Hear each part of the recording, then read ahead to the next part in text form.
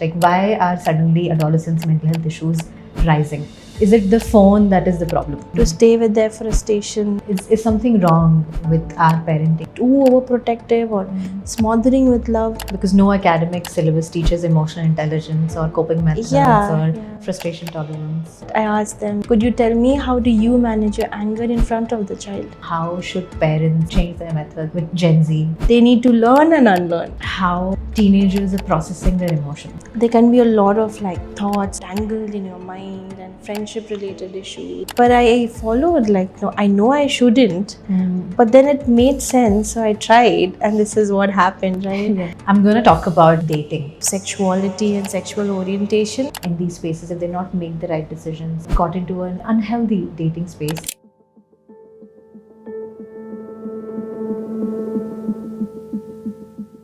Hello, welcome back to Beyond Therapy with Ritu. I'm very happy and excited to bring to you the new season of Beyond Therapy, where I'm your host, Ritu Nilofer. I'm a clinical psychologist and a psychotherapist. So, welcome to this series, and I'm very delighted to have my very first guest, Dr. Rayani Mildred Dessa. And hello, welcome to the show, Rani. Hi Ritu, I'm so happy to finally do this with you. I am so happy we finally got to doing this. So, a little bit about Rani. So Dr. Dessa and I go way back. We were actually classmates when she was doing her doctoral program, and she is someone I've looked up to in my. I know if I kind of. If I praise her, she's going to give me that face. But she's been very passionate about mental health and working with children, adolescents, adults, and geriatric population, all her education and work. And it feels surreal to finally be sitting here as colleagues and leaders in our own professions and talking and having this conversation.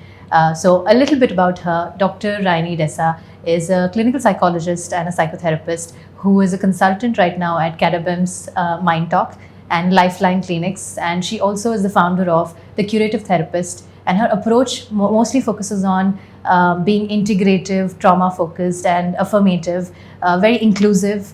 And she's been working with different populations from different walks of life and ranging from children to geriatric population in her practice, and is now trying to make mental health accessible to many people from different walks of life and socioeconomic backgrounds. So I absolutely look up to her work, and I couldn't have thought about a better person to talk about Gen Z in my episode. So welcome to the show, Rayani. Thank you so much for coming. Thank you, Ritu. I think we've had these discussions as your, place says beyond therapy. So beyond the therapy room, we have already discussed these things in our, training program. Yeah. I think when we did a lot of work outside, our training program also, we've, focused on making it more accessible, making it, more layman, more real, more authentic, more raw. Yes. And I find myself fortunate enough to be, starting this journey. So thank you so much for calling me. Yeah, thanks for being here. Yeah. I think today's episode is something that that's very close to your heart, because I know you really enjoy working with adolescents. Yes. So Rayani believes that teenagers challenge her as a therapist, and it helps her grow, which I think it's such a fantastic outlook. I started my clinical practice with adult clients because I thought children and adolescents are challenging, but she was of the opinion that working with them helps you be a better therapist, which I completely agree with you now in my years of practice. So coming to today's conversation, which is understanding Gen Z teenagers, what do you think has changed over time in the teenage population today in comparison to the last 5 years? Yeah, so I think when now we started our clinical training, so we've been working with children way back, right? And I think that time mostly clients or your parents would bring them because the teachers have, complaints, and then because the parents are also scared about, their academics. So that's why they would bring them in. But now one thing that I've noticed is that because there's so much of awareness through social media, right? There is a vocabulary that the Gen Z or everybody has gotten. So they are, understanding that, oh, I'm feeling this way, maybe I need to talk about it. Correct. There are movies, there are series, there's a lot of like conversations around this. So one of the things that I've seen is, they are more ready to seek help. So that is both for, I think, a lot of Gen Z or teenagers are talking about mental health to their parents, and maybe it is unfamiliar to parents. Yeah, correct. And that is one thing that I see as a change. The other thing is, I think parents are also aware right now. So they're bringing their children, but at times it works as a double-edged, sword, because sometimes parents are also like too scared, and what is going on, and if it is something that they're missing out on, because both the parents are working, and now it is a nuclear family. So there is a sense of unsaid guilt also that they have. Yeah, you're so right about that. Yes. If whether they are doing enough. So they are also in a lot of panic, and they bring the children with the panic, where we as clinicians, we see that, does the child need a label right now? Is it the parents' anxiety, or something is really happening there? So Correct. that is another thing that I see. Yeah. And Has of changed. course, The social media, I think that right Yeah. now, today, I think when back in 90s, or when, I don't know, I shouldn't talk about when I grew up. I am Gen Z. But back then, we were more of a digital native population, which means that we learned technology. But today, Gen Z is something, they are more digital integral, which means that it has been something that they grew up with. yeah, So it's become such an integral part of their everyday life that separating, I think one of the major questions that parents have asked me, is it the phone that is the problem? That question I've heard so many times until now. What would your answer be to that? Is it the phone that is the problem that's leading to mental health issues in adolescence? very good question, Ritu. I'll tell you, once, when the parents come, they come with, is phone the problem? Yeah. Is school the problem?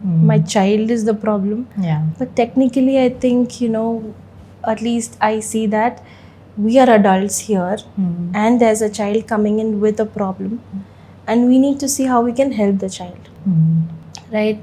So a child is again just not born and knows that this is a device, and this is what I'm supposed to do, or all of that. So it's all like, we've learned in our training also that the developmental milestones of how a child observes and learns, models and learns. At times those could be learned behaviors, right?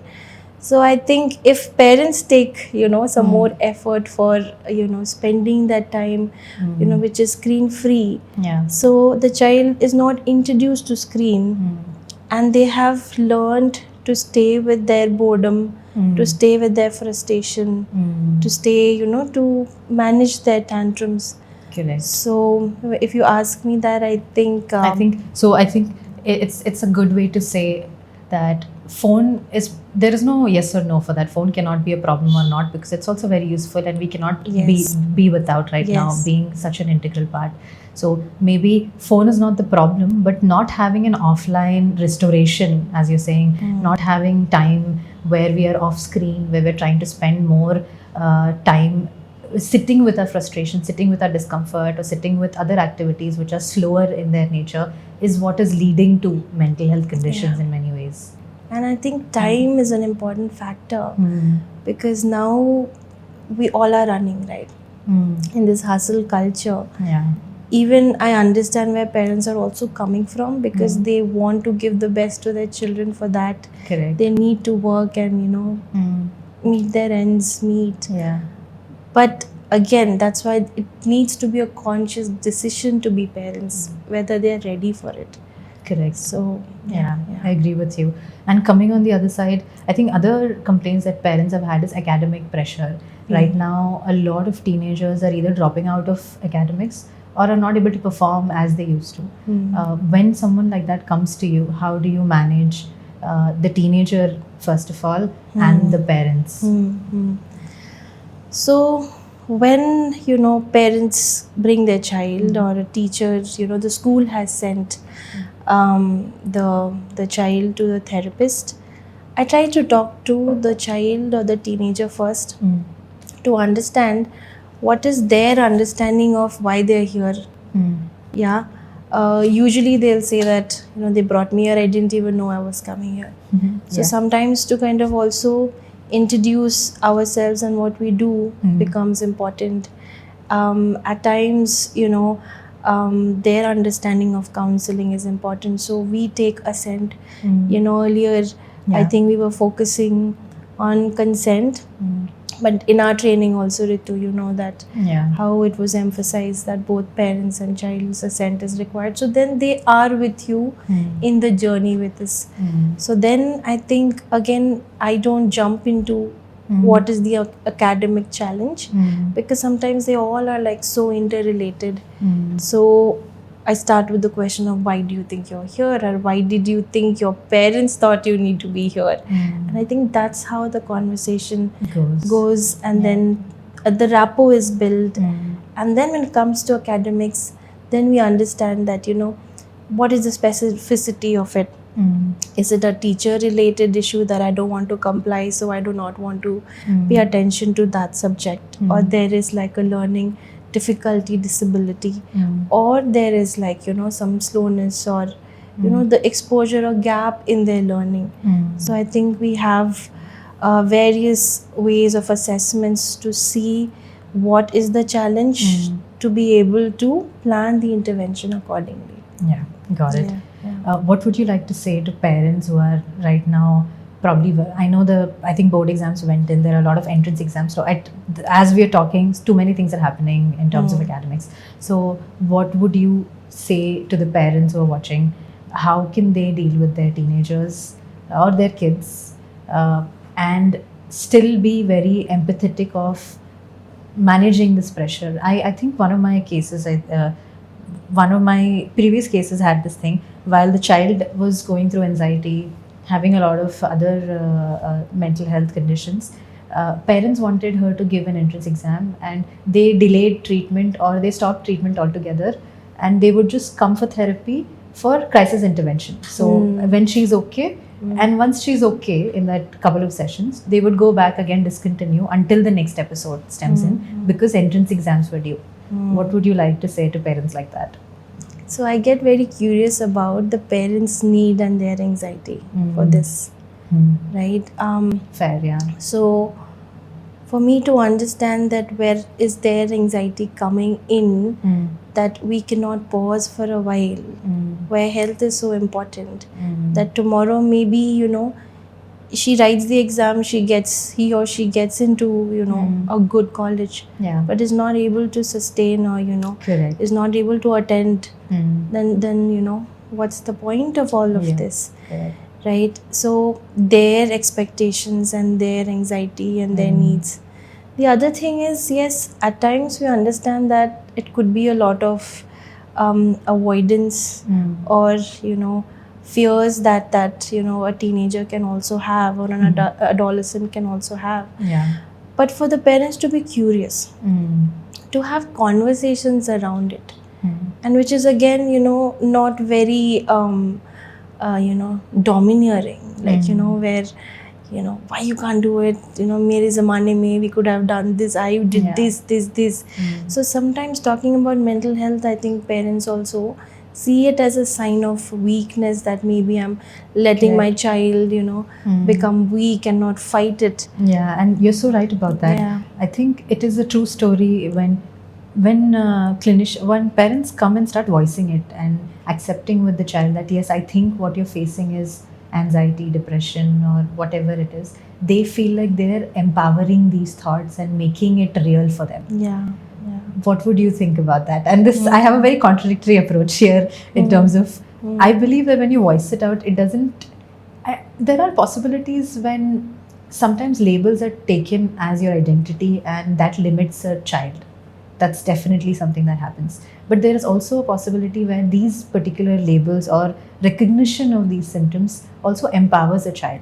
Yeah. Now, how do you make this distinction in your practice? And what would you recommend parents to be mindful of, and when should they validate, and when should they not? Yeah, so I think first with parents, I tend to like maybe psychoeducate that this understanding of a diagnosis Yeah. firstly is for the team, the clinical team. If we are working together, what is something that we are going to work with, so it helps us to understand what is the classification of it. But again, when we go further, the idea is not to pathologize and label, but know the root cause so that we can plan our intervention better.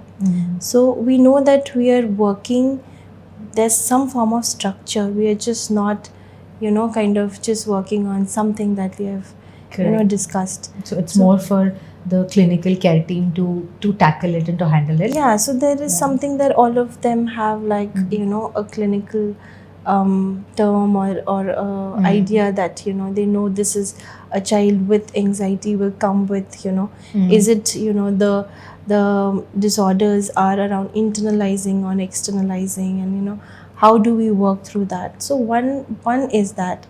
The other thing is for parents also to understand it's very important for their child to be seen and to be understood. And this is the underlying need that comes in for all the behaviors that comes up. So just by hearing that I understand what you're going through, or I see you're anxious, itself is a support through those few words that they uttered.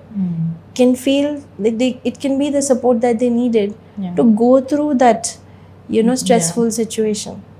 So both understanding the clinical jargons and symptoms is important. At the same time, to move a little away from the label and work through is also important. So I think that's how we as clinicians we know how to introduce it. And when we are working, we are very we are not labeling the child, and we are saying that this is you're doing this because of that, this is, so we also work towards empowering. Yeah, that's so true. And at this moment, I'd like to talk to all the parents who are watching. I know one of the biggest fears that a lot of parents feel when you bring children to clinical care is, okay, there is some label that the child is going to leave out of. But like Raini very well pointed it out, that it is, although the jargon exists for us to make sure that the child is taken care of well, it would be good for you to consult your clinician and learn about what is it that they need to think in these terms, what is it that they need to do, what is it that how should they talk about that particular symptom to their child.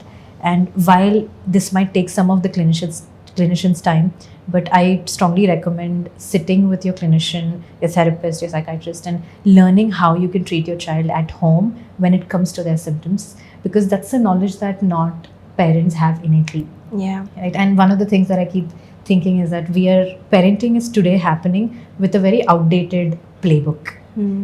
It's not the same things that would work in 20th century are not working anymore in today's parenting. So what would you like to say on how should parents change their methods, or if they should change their methods with Gen Z today? What would you say that? I'd say something very simple that works is be curious and be open to learning. Right? I think the minute you say that to parents, then I think something clicks with them. So, to just give you an example, a parent had come, with the complaints of my child is having a lot of anger outbursts. Yeah, with few sessions, I think it is a little less, but still there's a lot of outbursts. Yeah, so I think that needs to be worked upon. So when I heard that, I asked them, both the mother and the father was there. Could you tell me how do you manage your anger in front of the child? That's Right? a great question to ask. At I that think point. so. They just kind of took a pause and looked at each other, and there was like a smile at one person, and the other parent was just nodding their head. And I think my work was done because they reflected, right? Yeah. So they said, yeah, I think I also get angry and yell and say something, and they yell back. So then we understand again. So the idea is not a blame game between who is doing wrong or what. Yeah. The idea is to be open to learn what, because see, with time earlier we were not so accessible to gadgets and all of that. So now our grandparents, our parents are open to, like, net banking and all of that has come up. So now I think is the era that parents also have to understand the advent of social media, the issues with attention, and like there's like a huge domain there, right? Yeah. So just curiosity and to have an open mind to learn what they need to learn and unlearn, right? So Correct. yeah, Which I agree as a parent is not very easy. yeah, It's not very, so I definitely empathize with parents today because it is very the parental guilt is something that Yeah. a lot of people don't talk about. While the child is having their things, parents do feel a significant amount of guilt, and they question themselves: is something wrong with our parenting? Is that why there is an ADHD diagnosis or anxiety diagnosis or depression diagnosis? So to parents like that who face this kind of caregiver guilt, how do you think they can manage it? So Ritu, when a child comes or an adolescent comes, in the first session only I somewhere tell them that more than the child, we also need parent sessions, right? Because child will come here for 40 to 50 minutes, maybe once a week, twice a week. Yeah. But most of the time you are dealing with the child. So whatever they're sitting with, may it be guilt, may it be their traumas, may it be something that they are dealing with, the stress in life that they need to process for themselves, so that that is not translated in the way they want to provide care. Correct. So again, to sit with the parent and talk about that guilt and what is the meaning they've given to them. Because I know you practice extensively with the neuroscience part of it. Yeah. And if the parent is hyper arousal is always there, the mother will or the father will be kind of always at the edge. What am I doing right? Is the child Correct. fine? And be too overprotective or smothering with love. And both can be dangerous. At the Correct. same time, if there is any other challenges and there's stuckness or hyperarousal or a fawn state, and that can also impact. And the neglect, so yes, so basically for parents also to understand that counseling or psychotherapy for a child also means they also Need to being be in there. touch with them, being in Yeah. contact with their emotions and what's happening. Correct. So it's again a collaborative work. It is. You're right, Yeah. and it is in no way a parent's fault. Like, I mean, how can any parent control how their child turns out? They can only do the best that they have, and I think in my practice that's something that I really try to focus on, which is telling the child that a parent, in most cases, of course, this is not true to all cases, but in most cases, they try to do the best that they can. Yeah. And so, technically, therapy is also for them because they are trying to cope with the guilt, like you mentioned, within themselves. So, yes, it's a collaborative effort. So, if parents and children come to the therapist, to either Raini or me, they're going to be in therapy as well. Yes, yes. All right. That's a good segue for me to take to this question that I've been asked multiple times. Are adolescents today having more mental health issues, or is it the technology or the terminology that we see online that is making them feel like it is too much? Like, why are suddenly adolescents' mental health issues rising? Yeah. So I think what has happened is it was always there. It was not talked about. So it's better And- diagnosed today in a Yeah, way. so I think I don't remember where I read it. So it is something like a suppressed, a voice that was there which there was not spoken about. But now there is vocabulary to it. There's, Yeah. I know what words to use to express how I feel. But the challenge is here again is that they might say cognitively that I'm overthinking or I'm anxious, Yeah, but they don't know how to process it. correct. And I think that's where we are also there to do it with them, to co-regulate, to help how to sit with difficult emotions. Now see, as we were talking, this also came to my mind that families are nuclear right now, Mm. to the extent that parents are also like, one parent is living in, India, and the other parent is living somewhere else, and Yeah. they're trying to, again, provide the best for the child. Mm. But again, all of these factors, somewhere how the child is supported, it becomes important. Correct. So Because no academic syllabus teaches emotional intelligence or coping methods or yeah. frustration tolerance. So you're right, and I think you're right about this thing that it is better diagnosed today. There is a lot of terminology, and yes, because would you say that because teenagers are knowing these languages but not knowing how to manage it, is that somewhere impacting their mental health to become worse than it is? I think, see, early identification has always, helped. That if something is up there, for example, if a teenager is able to say, I'm feeling very anxious when I'm spoken to like Yeah. this, we can empower the child by, or equipping the child by learning how to process that anxiety and understanding that, any emotion or a feeling is not like dangerous or scary, Yeah. but how we manage it.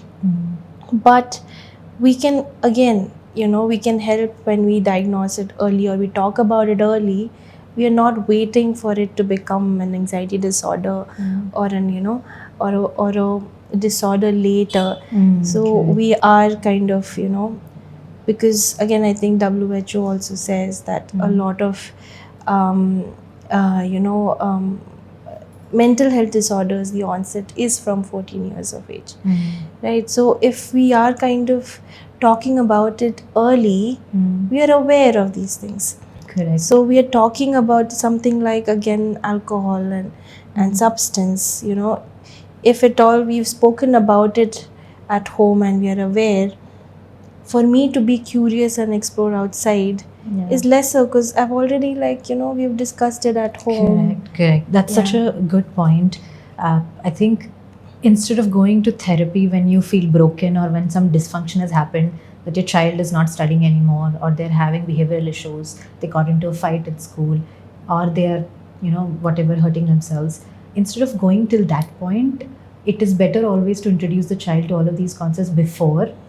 And now social media also being a channel of all of this information, we really don't know what information is the right information with the kind of information that's circulating. Yeah. So would you suggest to parents that it is always good once a child is in their teenagers, early teen, to probably consult a therapist to see how they're doing, to help them with the jargon, to help them associate in a healthy way to whatever it is that they're seeing online? Would you think that's a better approach to have, a more preventive approach to have? Yeah, so I think, as you say this, I think we need to have more awareness programs with parents, because as we were discussing, that maybe the stigma or associated to the labels and what therapy is, then that means something is wrong with my child or something is broken, as you mentioned, that we can work through. But as you asked, like, how to, handle or tackle this is, I think, to look at it like this, that for children, if there is something like that, they have a space which is, a safe space, right? And sometimes if they're not bringing the child also, but parents themselves are coming to work, with few things that they want to go home and try, they can do that also first. The idea is to know that such spaces are there, and if it's required, we'll go there. I will learn how to, manage, my emotions and my, whatever is troubling me, so that I can go back and build more resilience, and I'm able to, handle the life stressors and all of that. The idea is never to make them dependent on therapy. I think, we both have these ideologies that more, the client, the minute they come and they're able to build independence and autonomy, that is our goal. Yeah. The idea is not that okay they should like Be continue dependent, seeking. yeah, correct, which is not. So yeah, I think more awareness to parents Correct. That around this needs to be agreed. Yeah. That therapists are not just therapists, psychotherapists, psychologists. They're not just they're not just trained to deal with abnormalities or mental health conditions, but they're trained to deal with mental health. Yeah. Health first. Yeah. And Yeah. It need not be a clinical disordered level to work on few things, right? Correct. I can just come and talk about, my self exploration. Like, I think this, but I'm doing this. So there is like, there are some limiting beliefs that is stopping me from reaching where I know what to do. I know how to do it, but I'm not doing it. So there's an intention, Yeah. but it's not turning into an action. Yeah.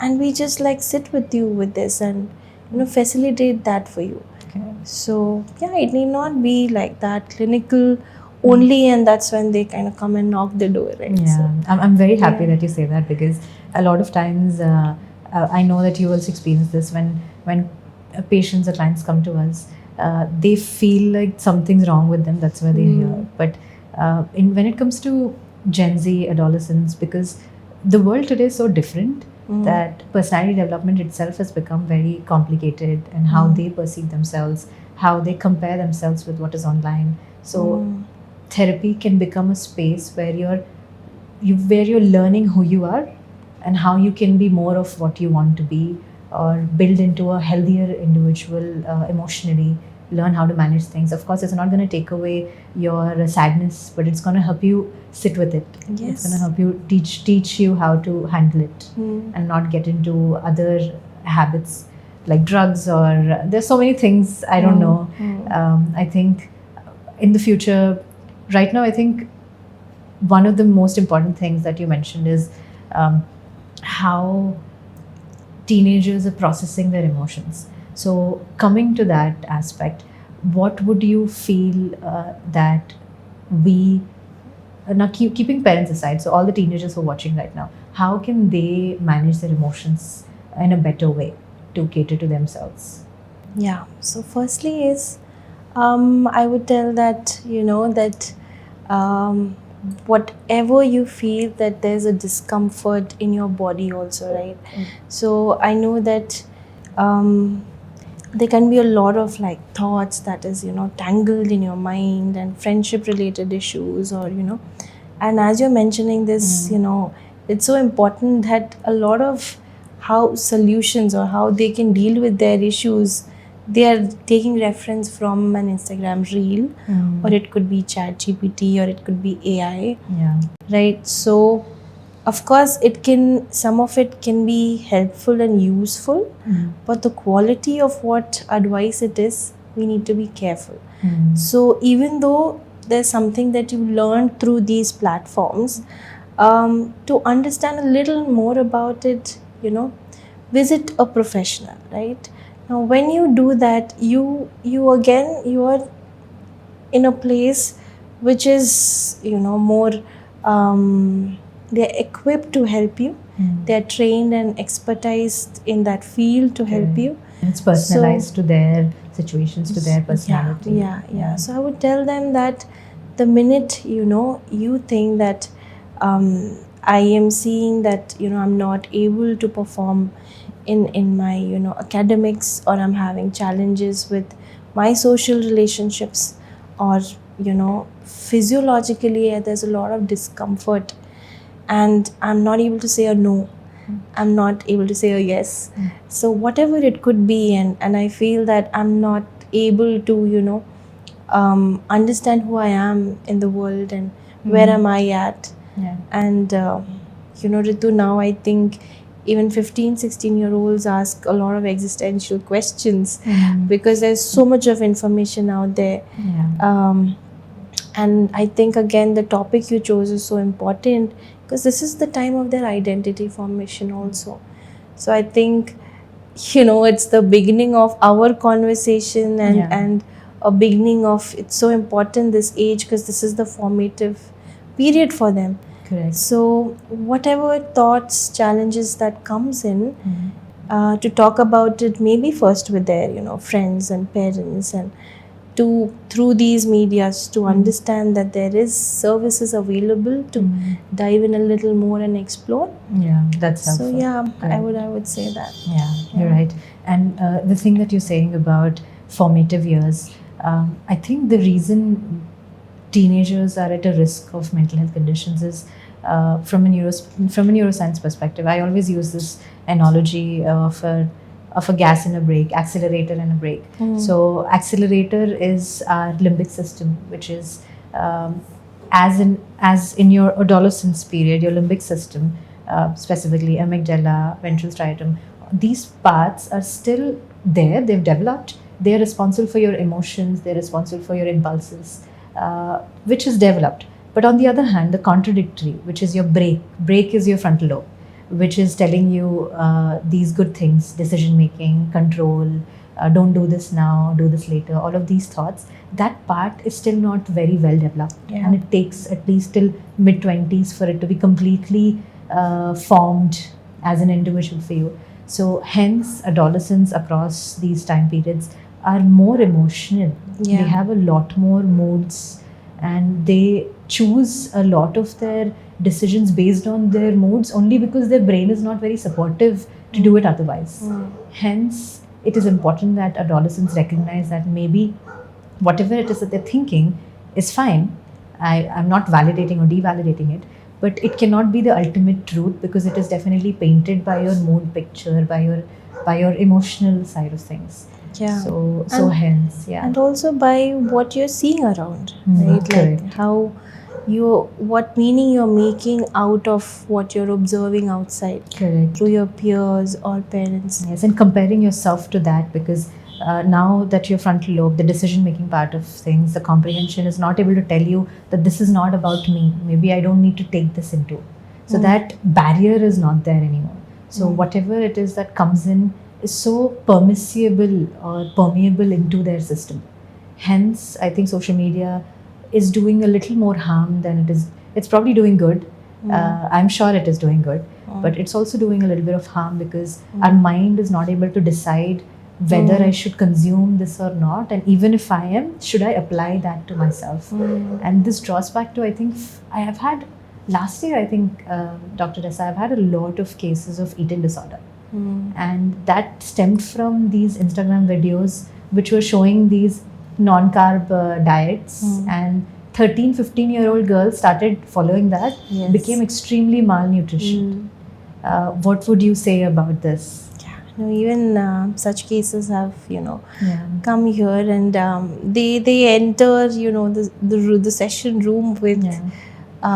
But I followed, like, no, I know I shouldn't, Mm. but then it made sense, so I tried, and this is what happened, right? Yeah. And that's why we spoke about the quality of who is Yeah. saying that maybe it worked for them Correct. because of their body type and their lifestyle and their metabolism. Yeah. But again, to kind of redo it with what's happening with you and your body type and your metabolism. And again, when we say eating disorders, we also know that we work as a team. So to help them to find a nutritionist, to understand their body parameters, and to understand what is the relationship with food and parents, Correct. and what kind of is it a coping also. So again, I think to be very mindful of how they're using the information, though there is so much out there, Yeah. so much accessible, and how much can parents also look into what they're consuming. Correct. So Yeah. it becomes important for us also to understand where they're coming from and provide them the information that they don't have. So we also have to be so careful that we are not another parent. So we Yeah. hear from them that, okay, this is what you know, can I provide some more information? Correct. So I think then we become that channel of giving more information, that how we can do it more healthily, more effectively. Yeah. Towards the goals that they have, correct, because Yeah. they're not wrong, they're just uninformed, like you said. Yeah. I think that's a really great sentence that you put out. Often teenagers are misunderstood for being wrong, that you can't do this, you can't do that, you don't know. And I think it is those kinds of statements that parents use which make the children become more resentful towards the parents, and it makes it so much more difficult for them to have that bond, that therapeutic bond with their child, to help them in their development. So what is it that you would recommend that parents can do differently with their children? I know just a while ago we spoke about how online overload is one of the challenges for sure, but offline restoration is not happening. So in your opinion, what kind of activities can someone have in their parental or a family setup that can help teenagers? I'm a big, promoter of board games. I think it's a good way of, challenging minds and interacting, and you as an adult connecting with your inner child while you're playing. So it also adds in play for you and family time and bonding. So board games is something that they can do. Playing any sport together, they can do some outdoor sports too. Cooking together, I think that's also fun. And at times, talking about some topics that, they might be reading and having some ideas to share knowledge with each other. And again, coming back to being curious that, how was your day, what's happening? You had mentioned about that friend and how are things with him. So they also know that, they did hear me. Yeah. So I'll just quote another case to make it, as you asked this. So the adolescent told me that, when my parent has to tell me something, they have the patience and they'll come and tell me very peacefully. But if I need to say something, they don't have the time. So again, it becomes like, such things become so important. Oh my God, wow. Yeah, that's such an important thing. Yeah. So parents can spend a little more time. And I think that brings me to some of the times that when parents are giving these activities, I agree with you. I think on a level of mind, these kinds of board games bring everyone on the same page. No one's higher, no one's lower, no one's authoritative, no one's a parent, no one's a child. Everyone's just on the same level. So when we are also spending time as children and parents, it might be important that they don't take up the guider role. No, play like this, do like that. Again, that changes the entire narrative of these activities. That becomes the same thing which is happening the rest of the day. So learning something together, bringing people on the same page, co-regulating it. That will make a lot of difference. Yes. I thought every time I told these to parents, I would recommend Ludo. Okay. And in my head, I'm thinking, Ludo is a game we've played always. And they are here paying me so-and-so consultation fee to listen to me saying, play Ludo. I always wondered what they think in the background. But it is so important that these simple activities really do change a lot of things for you. Yeah. I tell the parents in my defense, the father of psychology, Freud said when there's a balance between work, play and love, you have a balanced life. So Correct. So to say the importance of play also there, right? So it always, is useful, and they have screen-free, time for parents themselves, for the child also. And for the bonding of the family together. Yes. I'm going to talk about one trending thing that's happening these days, dating. So dating in teenage life. And the reason I'm giggling is because I think when I was a teenager, I didn't really know what the word dating meant. And a lot of my patients today make fun of me, saying that I'm old and that's why I don't relate. But what do you think about dating as adolescents, and how is that, as a therapist from your perspective, changed in today, and what should be teenagers careful of? Yeah, so right now, because again we're talking about very formative years about who am I, and again self-identity. Again, there's a lot of exploration of sexuality and sexual orientation, and to give it time to understand what comes more naturally for me, to again quickly label myself that am I bisexual, am I pansexual, am I hetero, or so to kind of, this is the time to explore. But what happens again is, because of so much information there, I might quickly relate there, and I'm not giving time for my own exploration of what it is. And again, conversations around this with family becomes important. And when again I hear dating, there are jargons of situationships and Correct. Yeah. and right now, Benching, I think there is yeah. a lot of things that I think I guess you and I are kind of outdated Yeah, at and this I, point. and I think my clients, they teach me these terms, and I also learn. I go back and read because it's so important for us also To know, to yes. know. But I think, yeah, when they discuss these situations, to be able to again for them to feel it's a safe space to talk.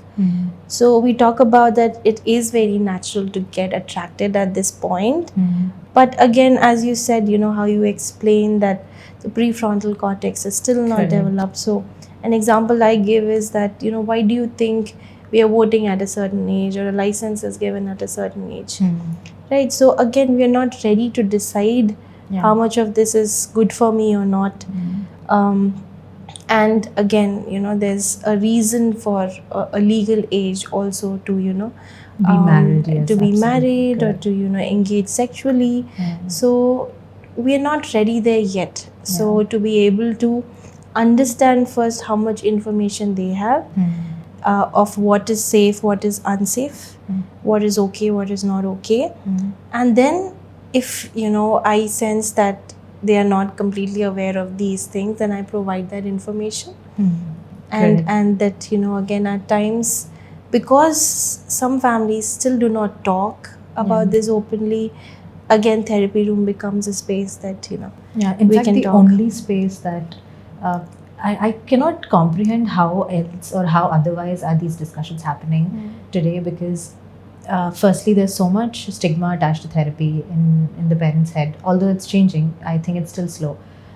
So I really don't know where exactly are these kinds of conversations happening. So let me in the tell right you, way. what happens is that either they come to know through friends, and now in that puberty age, right now, imagine the friend got to know by some sites that they have followed. So their understanding of what is intimacy or sex, or again, comes from what they're seeing, Exposed to. And exposed today to. you're so right. And the exposure here of social media is also, algorithm defines a lot of what you see.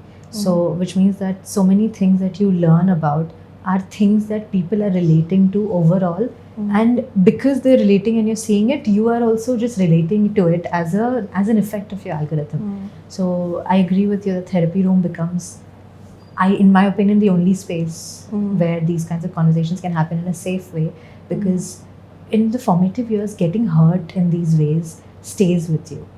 Yeah. Right? Would you say that anyone in these spaces, if they not make the right decisions or got into an unhealthy dating space, those things will also contribute to personality development, right? Of course, I think, because I have also trained myself in trauma, a lot of, my work goes back to the attachment styles and the emotional injuries and, the big T, small t trauma. So these small injuries that can happen in a relationship at this age, also in friendships, leaves, a scar, or they give a meaning to it that impacts their adult relationships also.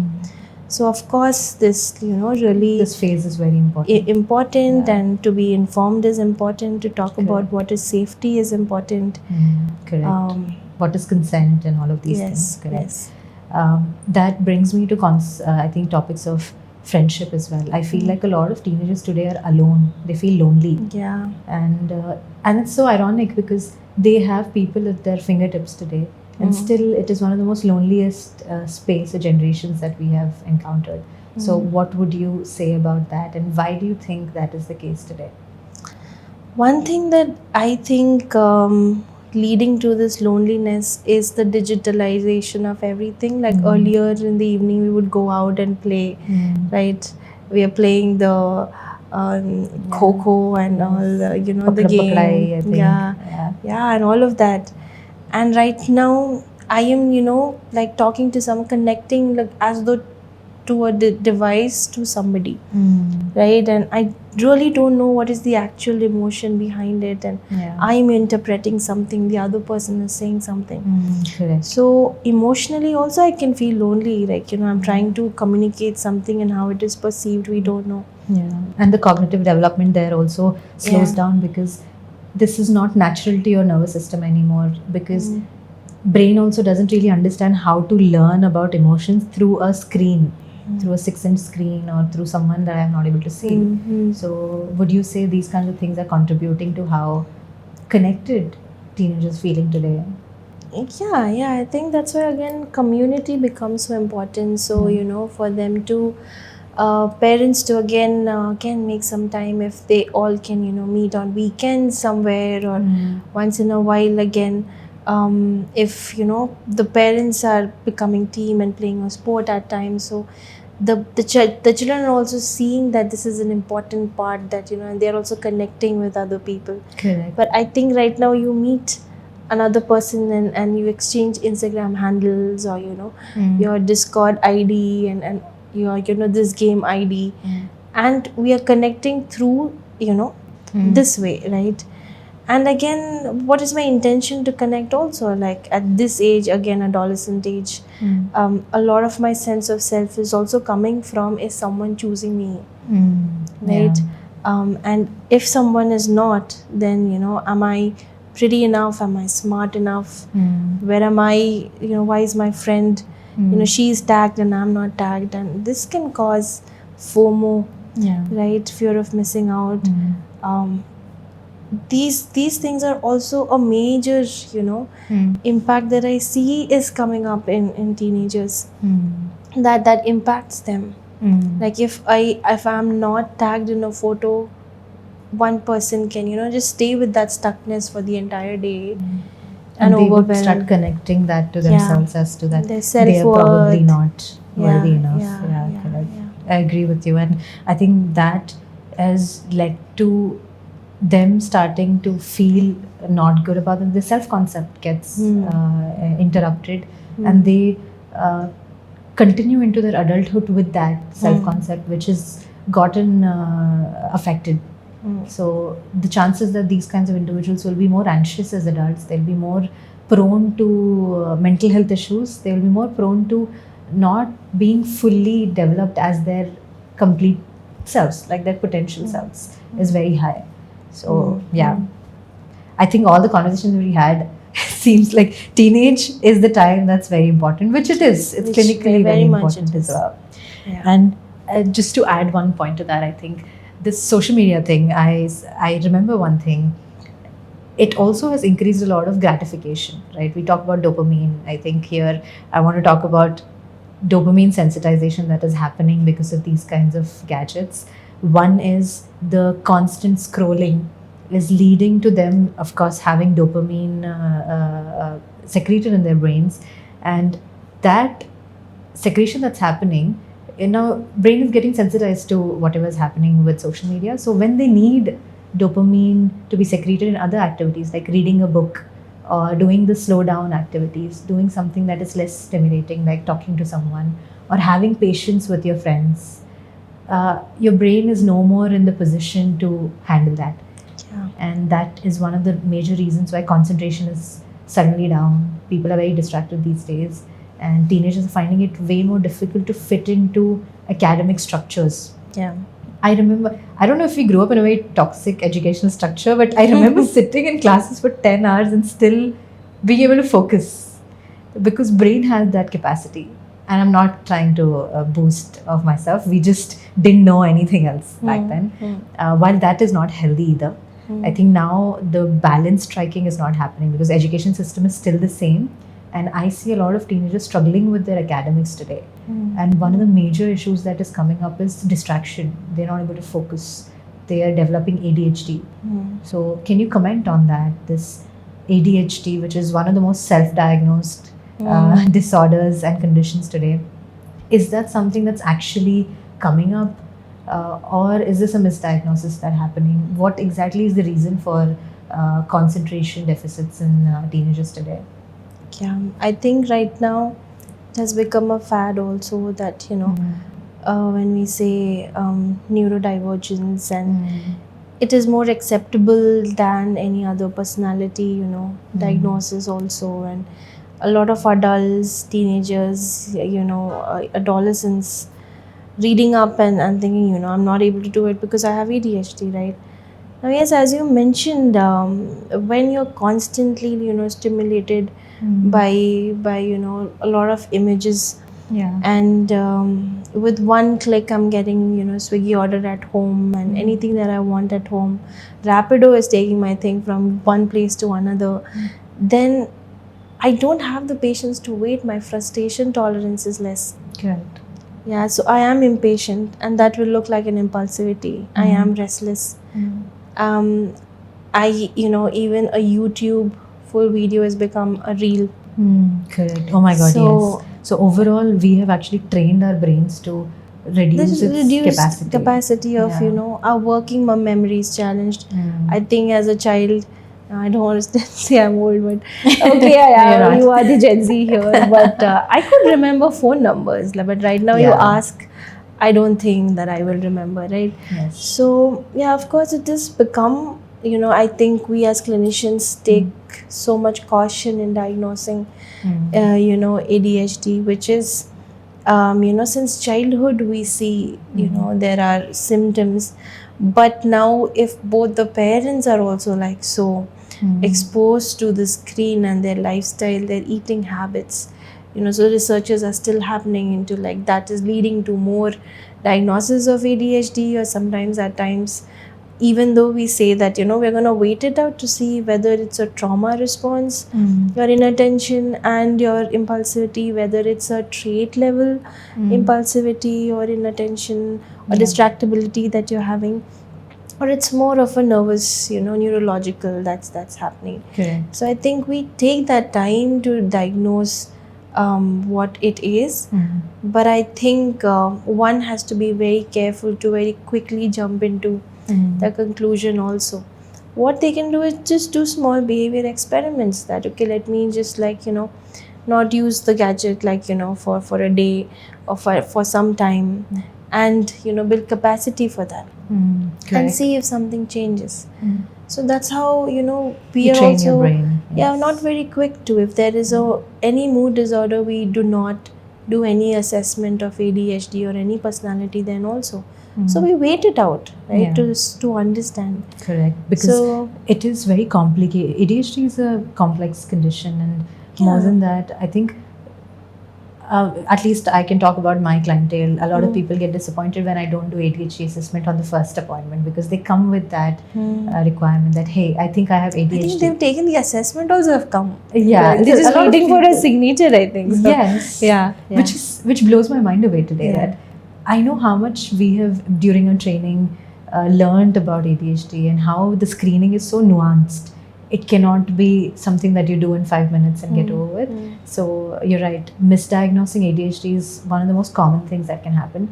And considering the distracted generation that we are living in today, taking care of all of these aspects and doing these behavioral experiments is definitely going to help. One of the things that I always like to say is boredom is a blessing Yeah. for today's world. Yeah. Like, we are not getting bored enough. Brain needs to be bored, and To rest, to pause, to destimulate, correct, to yeah. get healthier, and to be present. to be present. Yes. Yeah. And so one of the things that I think everyone can do is try to do one activity that is very boring, maybe eating without watching something. And when I say this, I am not a great example of that. I don't do that all the time, but it is important for the brain to have that kind of destimulation at least once, so that it can get that capacity back. I'm not sure if restoration, the entire capacity is possible, but training the brain is always It's neuroplasticity, right? We Neuroplasticity, can always correct. start something that we want to. correct. Now, we've had a great conversation, Raini. We can get going all I of this, told know. you we have done this before. It's just we look a little more Different. I think, different at this point. So yeah. It's so surreal to me sitting here with the setup that we have Yeah. and talking. We used to do this in classrooms in the ugliest avatars we had. in canteens, Canteens, yeah. in discussing about the programs that we've held. Yeah, and, we've done together. So it's been a pleasure having you. Yeah. I think to end this last segment, what is the one thing that you would, to any teenager that is watching today, what is the one thing that you'd like them to do in their life or change in their life that can help them with their mental health? Okay, do I look there and say? You can Yeah. look there and say. I think I'd say that, you know, don't lose out the child in you, the teenager in you. Be spontaneous, explore, be curious. Along with digital things, also learn, you know, few hands-on activities to play sports, and yeah, I think, you know, take one step at a time, and we need not do everything. I know that there is like a hustle and everyone is running, but yeah, you know, kind of just get curious, spontaneous, and enjoy your life. And we're always here anytime you'd want to understand your own self and what's going on around you. We'll make sense of it together. Yes, awesome. Thank you so much Yeah. for that. Thank you so much for watching today's episode. And Raini is available. I will attach all of her socials, how you can get her consultation. She specializes in adolescence care, and you can always reach out to her. And keep watching Beyond Therapy with Ritu. We'll be coming up with multiple episodes. I'll try my best to come up with more episodes. Let me know what are the things that you'd like to watch. And I'll see you again. Take care of yourself. The vision here is to build a happier and healthier India, one mind at a time. I'll see you again. Bye bye.